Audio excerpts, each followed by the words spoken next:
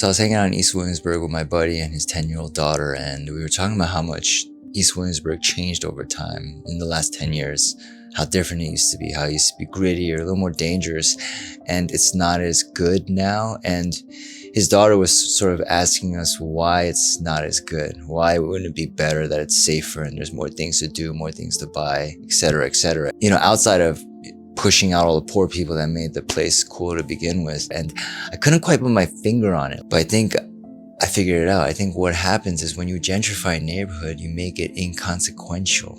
You create a culture of inconsequentialism. Because gentrification doesn't just change the buildings and everything, it changes people's outlooks. Because when things were a little darker, grittier, whatever, everything mattered more. You had to know who lived there. You had to read the streets. There was grit, there was danger, but there was also community. And these real stakes, they make you exist inside a story of a neighborhood. But when the neighborhood gets sanitized and becomes frictionless, people walk around like NPCs where nothing matters. Life becomes inconsequential. And then, of course, it pushes out the communities that built that neighborhood in the first place. And it kills the feeling that your presence has any weight at all. It might feel safe, but it becomes spiritually empty. And that's the part that no one talks about. So a street that felt like it was part of a story ends up feeling like it's part of a shopping mall. People behave like extras in a commercial, and they act like their choices don't affect anything. Interactions are flattened, and the environments become much more anonymous. And then it just becomes a playground for the rich,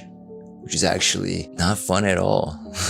And that's why they run to gritty neighborhoods again, to find excitement and to feel consequential. It's a real problem of how gentrification destroys the spirit of a neighborhood. Gentrification doesn't just change who lives in the neighborhood, it changes the stakes of everyday life. And that's why it sucks. It sucks.